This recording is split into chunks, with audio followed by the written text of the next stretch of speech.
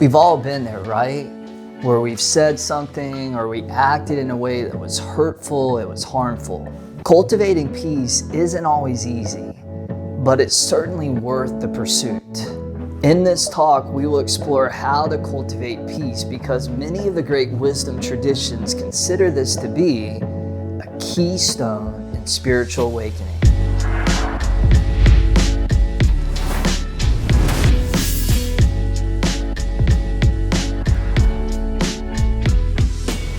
Welcome to episode number 3, Cultivating Peace of the DARE to Awaken Podcast. This is Travis Eliot, and it's always an honor to get to spend this time with you. Peacefulness is really the opposite of chaos, of violence. And peace is considered to be one of the great benevolent qualities of humankind. Without it, we as individuals suffer. And without it, on a collective level within our societies, we also suffer. Wendell Berry writes, "If we are serious about peace, then we must work for it as ardently, seriously, continuously, carefully, and as bravely as we now prepare for war."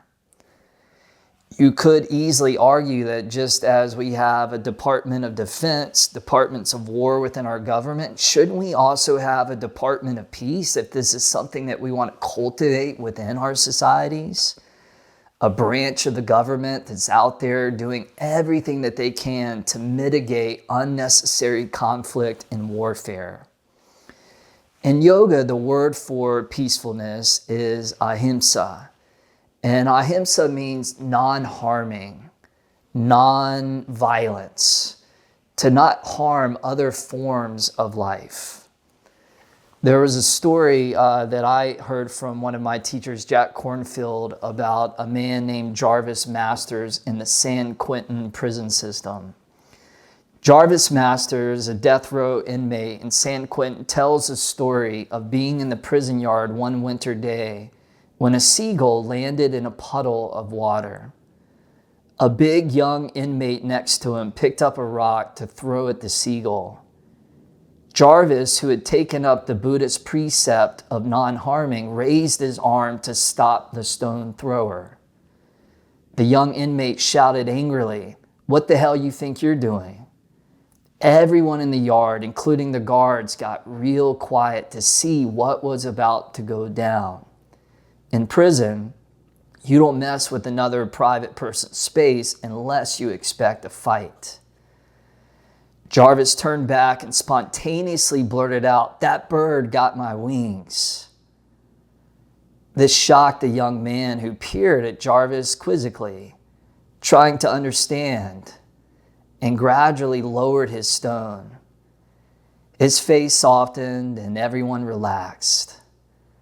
For days afterward, inmates on the cell blocks would ask Travis what he meant by "that bird got my wings." Travis never answered. He only smiled. Yet instinctively, everyone knew that Travis, confined to a lifetime behind the bars, could find the freedom of spirit by imagining the seagull spreading its wings over the San Francisco Bay. So even in the prison system, we have people like Travis Masters that take up these precepts of non-harming, of ahimsa. You see, a peaceful mind produces a whole karmic chain of events within thoughts and speech and actions than does a chaotic mind. A peaceful mind creates one type of karma. You could call it a peaceful karma, a good karma. And a chaotic mind, a violent mind, is going to create bad karma. It's going to create more of the same that is perpetuated. We all have different levels of the mind. On a deep level, we have what's called the limbic, or the reptilian part of our brain. This is the part of our brain that's super reactive. It's that knee-jerk response to things. We're not even thinking about how we respond. We're just immediately reacting. But we also have evolved as a species, thank God, where we have another part of our brain that's the prefrontal cortex region of our brain. It's the part of our brain that can reason things out, that can take a broader, more elevated perspective on situations, and instead of reacting, can respond. Can respond from a place of centeredness and from a place of peacefulness. There was an Army veteran who had come back from fighting over in the Middle East. And as many of our veterans do, he suffered from PTSD, a very highly reactive mind, and had a difficult time controlling his anger. So he was advised to begin to do meditation, to begin to do mindfulness practice. And one day he was in the grocery store on his way home at the end of a long day, and he gathered his items, and as he was about to go check out, he was cut off by the last second by an older woman holding a baby. And he could start to feel his blood beginning to boil. And the lady put her items onto the conveyor belt, and she exceeded the limit of the express lane. So now his blood began to boil even more. His anger was getting exasperated by gasoline poured on the fire of his uncontrollable emotions. And then to make matters worse, the lady handed the small child to the person working at the grocery store. And now he was about to lose it. He was about to have a total breakdown. It was just one thing after another, and the straw had broken the camel's back. But then at that last moment, his mindfulness practice kicked in. And he was able to observe the sensations that he was feeling in his body. He was able to become aware of the thoughts and how his thoughts were feeding his emotions. And he was able to create a little bit of space between the stimulus and the response. And so things began to cool down within him. And then his thoughts began to shift, and he began to realize that he wasn't actually really in a rush, and he didn't really need to get anywhere super fast. He wasn't that hurried. And eventually the young baby was passed back over to the customer.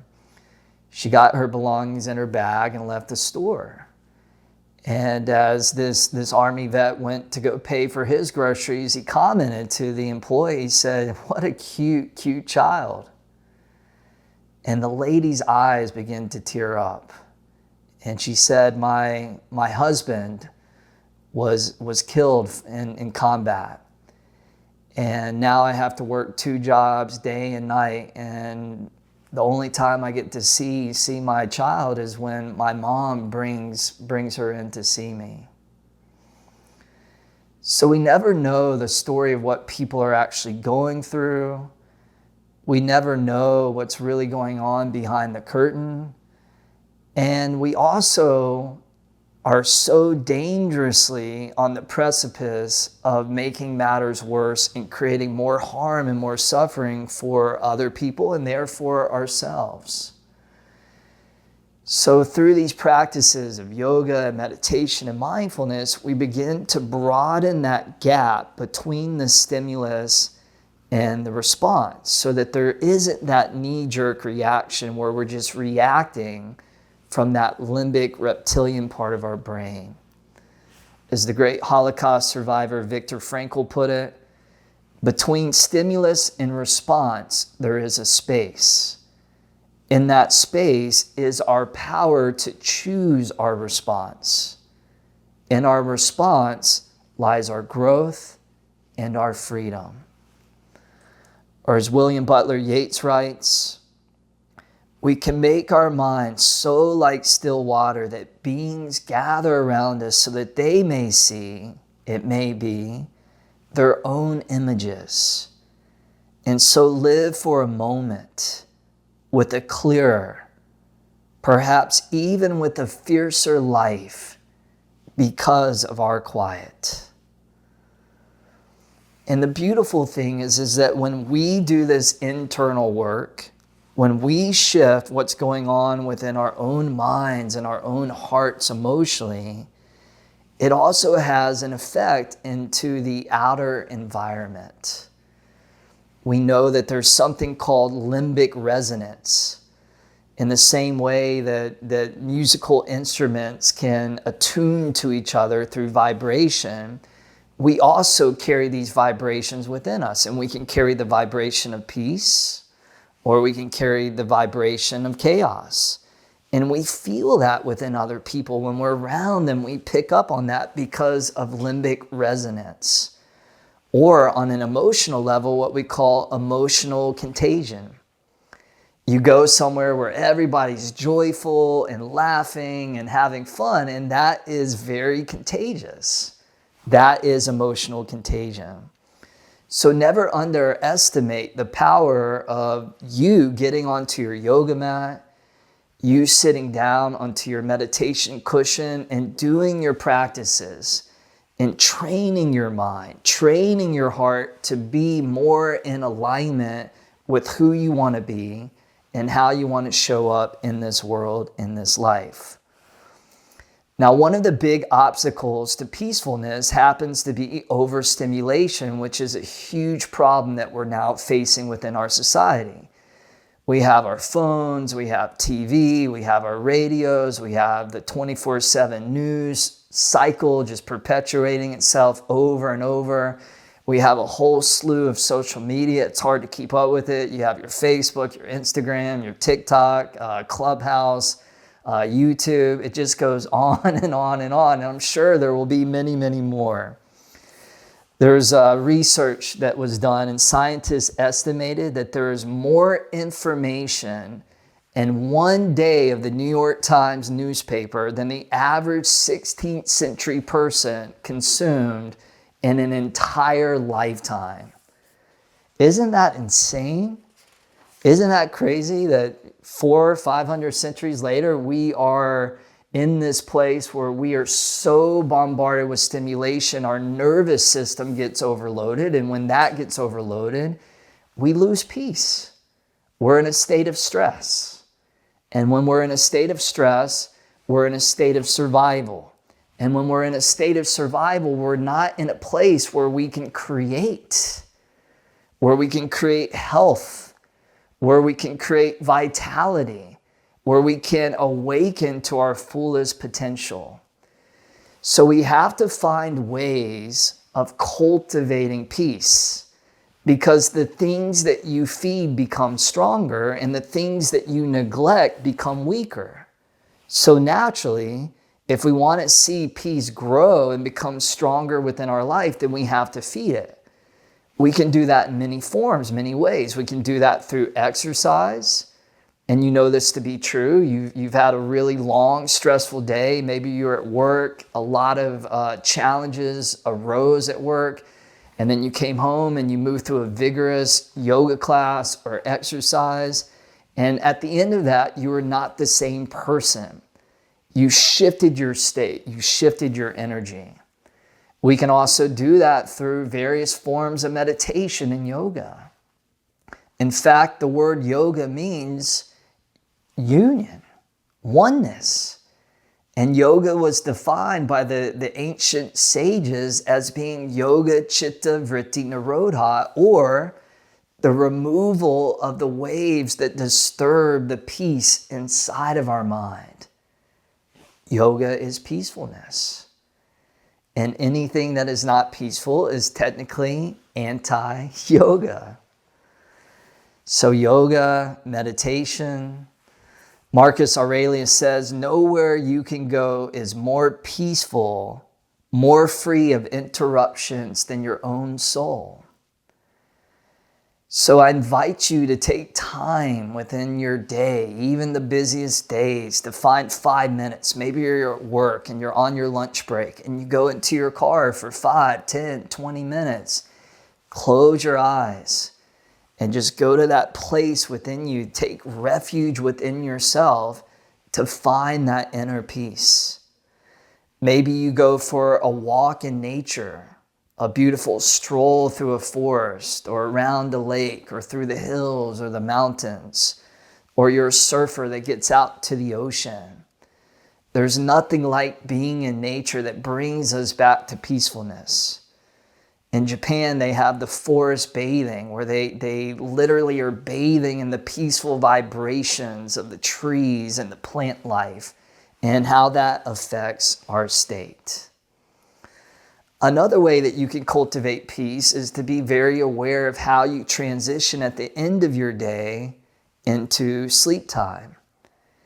Many of us are watching television, and we're watching programming on television that's very agitating, sometimes very violent and very non-peaceful, right? And I'm guilty of this too. Like, we all like that stimulation at times.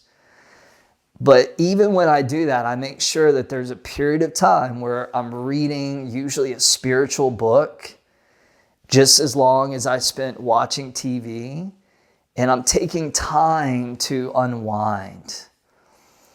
Also, you want to make sure that you stay away from your devices.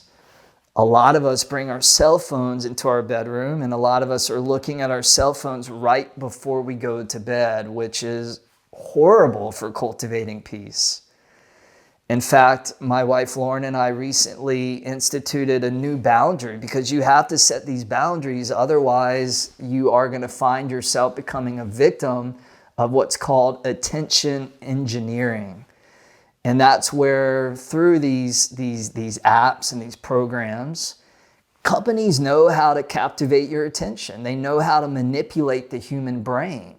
And if you're not strong enough and you don't set those boundaries, then you're going to become a victim to that. So we instituted a boundary where in our bedroom at nighttime, we have a no phone zone.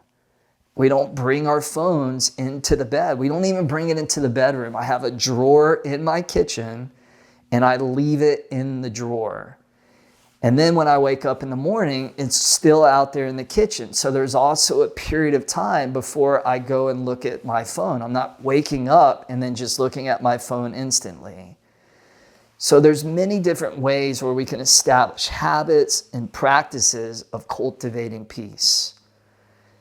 Creating and cultivating peaceful moments throughout the day can lead to a big momentum shift that can literally change the game, where you begin to find yourself less and less stressed and more at peace.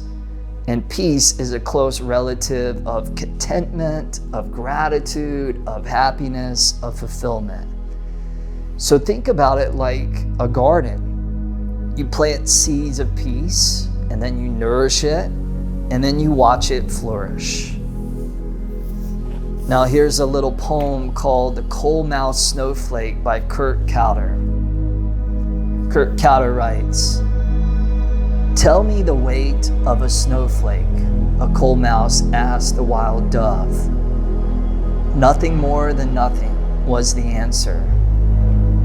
"In that case, I must tell you a marvelous story," the coal mouse said. "I sat on a branch of a fir close to its trunk when it began to snow. Not heavily, not in a giant blizzard, no, just like in a dream, without any violence. Since I didn't have anything better to do, I counted the snowflakes settling on the twigs and needles of my branch. Their number was exactly 3,741,952. When the next snowflake dropped onto the branch, nothing more than nothing, as you say, the branch broke off." Having said that, the coal mouse flew away.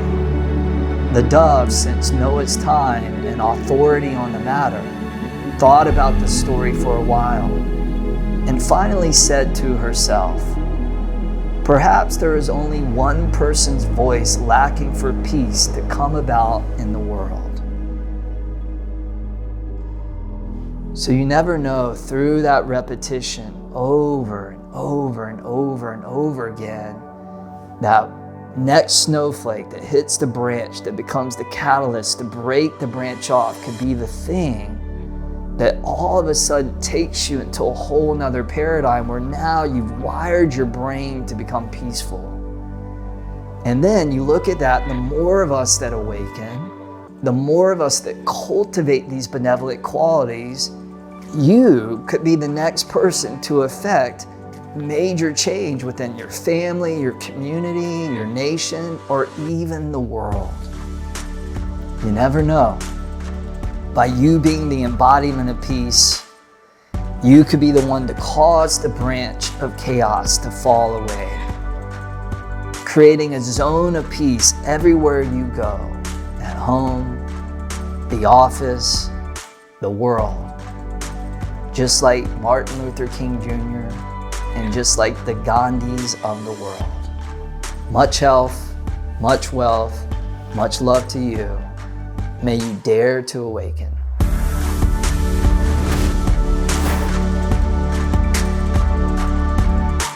All right, thank you so much for tuning in. I hope that you enjoyed the podcast. Remember to hit that subscribe button down below. Also, drop me a comment and let me know your thoughts and where you're watching from. And I look forward to seeing you very, very soon.